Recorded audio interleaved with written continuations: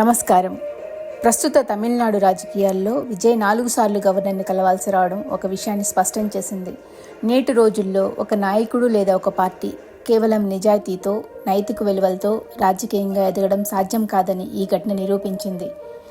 కేవలం ప్రజా మద్దతు ఉంటే సరిపోదు. నైతికతను పక్కన పెట్టి వ్యవస్థతో బారసారాలు ఆడాల్సిందే.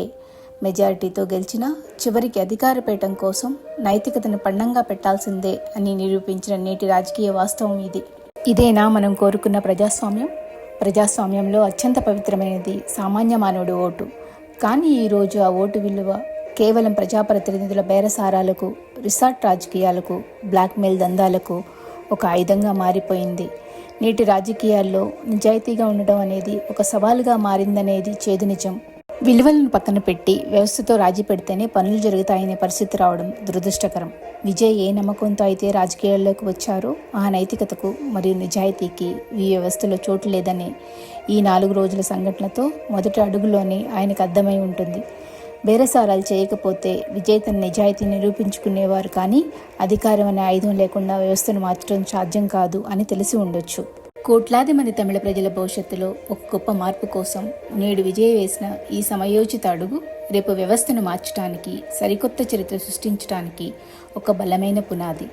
చివరికి 5 రోజుల ఉత్కంఠకు తెరపడింది.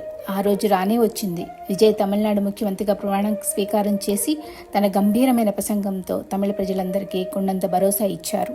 విజయ్ మొదటి ప్రసంగం ఆద్యంతం ఒక ముఖ్యమంత్రిలా కాకుండా ప్రజల గుండెల్లో నివసించే వారి సొంత మనిషిలా సాగింది. నేను ఏ రాజకుటుంబం నుండి రాలేదు. ఆకలి విలువ తెలిసిన ఒక సామాన్య అసిస్టెంట్ డైరెక్టర్ కొడుకును.